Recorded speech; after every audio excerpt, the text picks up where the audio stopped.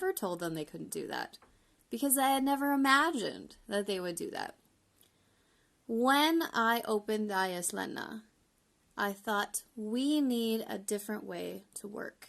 We need a different way in which to guide our students because this isn't working. Students who follow the rules will always follow the rules, no matter what. And students who want to break the rules will always find an interesting loophole, something that we didn't think of, a reason to justify their behavior that isn't positive, that isn't what we want at the school. It's very hard to argue that. So instead of making a very, very long list of things that we're not allowed to do here and focusing on all of those negative things, I chose to focus on 4 positive things that we all need to do. Students, parents, teachers, kitchen staff, everyone needs to do these 4 things. And those 4 core values have really led our school in a great direction because we know what we stand for. Respect, safety, hard work, and honesty. And those 4 things are very hard to argue. Those 4 things allow us to have conversations with our children when they have had a behavior or words that are less than ideal. We can talk about them instead of saying, that's on the list of things that you're not allowed to do. We can ask them, was that respectful? Was that safe? Were you being honest there? Were you working hard? And if the answer is no, they need to change their behavior. This has been such a nice way of working. It requires a lot of work because it requires you to talk to and listen to your child. It's all about having conversations, about thinking about behaviors and words that are used, instead of just saying, that's not allowed. What were you doing? Was that behavior something that was respectful? If not, how can we change that? What should we have done otherwise? Please continue having these conversations at home. Please keep focusing on values, because as I told all of the students today during mentor time, rules are going to change when they go somewhere else.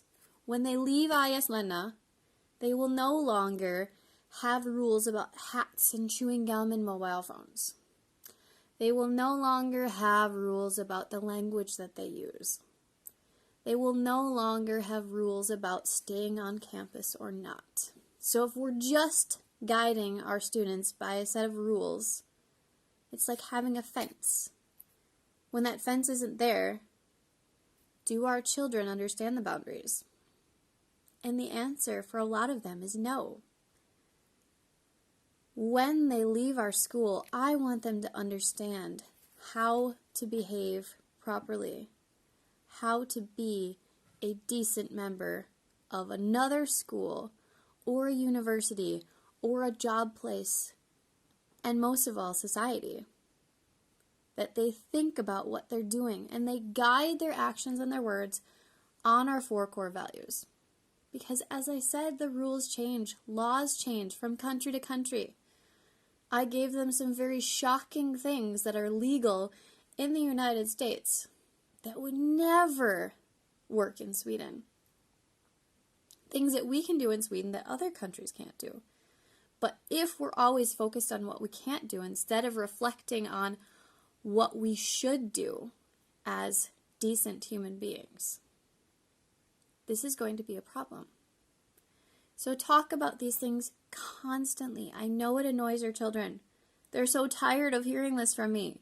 But I don't care. I will continue to nag and continue to stress the importance of these values of respect, honesty, safety, and hard work until they are so ingrained in our children's minds that they don't forget them when they leave. That when they're in a new situation with new rules, that they can think instead, what should I do? Does my behavior fit within these values or not? And that is the way that we need to work with our children to create people who will create a better society for us. Thank you so much, parents, for your support. As always, it means so much to me, and it means a lot when I hear you talking about the same things that I speak about in these videos. It warms my heart, and it makes me happy to know that we're on the same team. Thank you so much.